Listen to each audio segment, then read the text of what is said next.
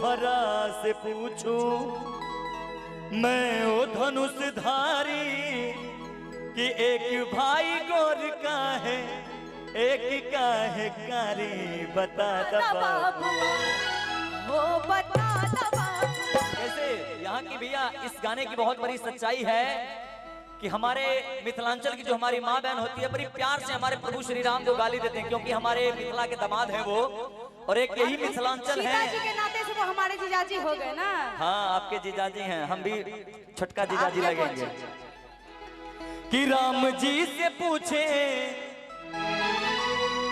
राम जी से पूछे जनकपुर के नारी, बता दा बबुआ हो बता दा बबुआ लोगवा देत काहे गारी, बता दा बबुआ लोगवा देत काहे गारी, बता दा बबुआ। राम जी से पूछे, राम जी से पूछे जनकपुर के नारी, बता दा बबुआ हो बता दा बबुआ लोगवा देत काहे गारी, बता दा बबुआ लोगवा देत काहे गारी, बता दा बबुआ। क्या बात है। क्या बात है। भैया टेंशन मत लीजिए, हम हैं इधर खड़े।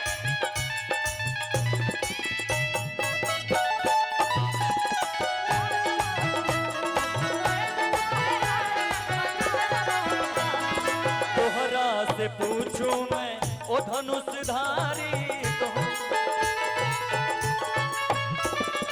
तोहरा से पूछूं मैं ओ धनुषधारी, तोहरा से पूछूं मैं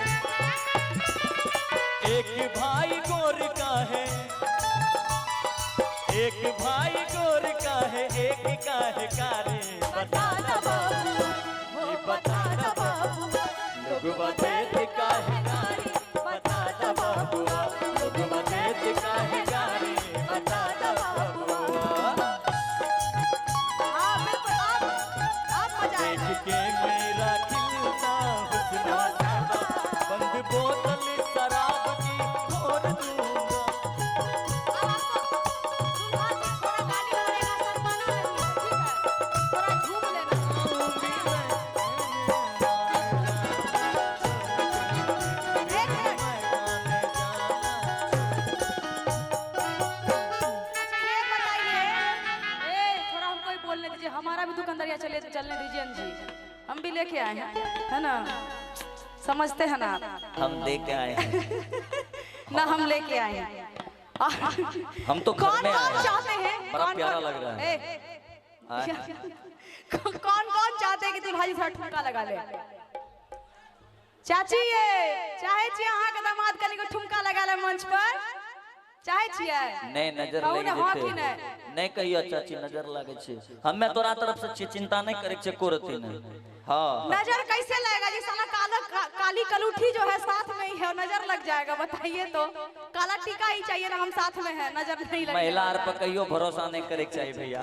कौन कौन कौन कौन चाहते हैं? कौन कौन चाहते हैं? हमें भैया सही सही में बहुत काली कलूठी सी है। बस भगवान। नहीं कोई दिक्कत नहीं, लेकिन कहता है इनके पिताजी के लिए कहती है हमारी माँ बहन लोग। बैठी बैठी थोड़ा ठुमका सर लगाएंगे, थोड़ा ठुमका।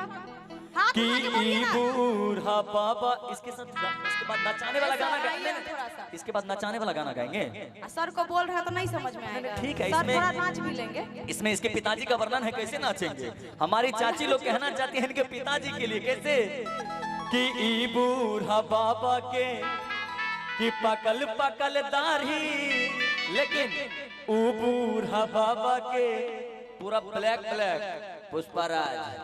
ऊ बूढ़ा बाबा के पूरा नहीं, ऊ जवान भैया के काला काला दाढ़ी, कैसे ऊ बूढ़ा बाबा के पकल पकल दाढ़ी,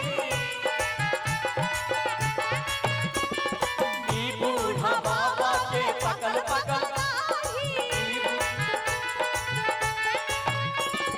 देखन में पातर,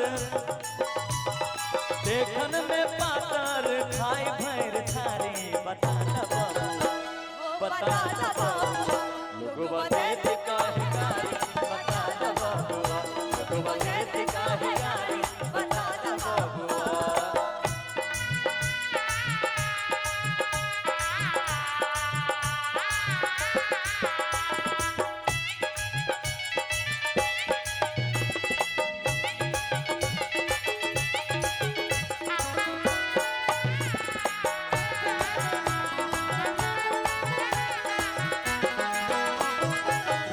दशरथ जी कैलन होशियारी राजा दशरथ जी कैलन होशियारी।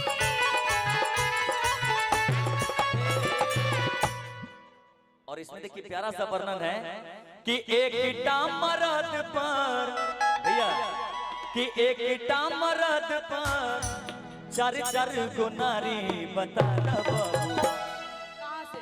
4 गो है ना, कैसे जी? उनका तो 3 गो है, लेकिन हमारे मिथिला में जो हमारी माँ बहन लोग गाना गाती है वो अपने आप को भी गिनती देती है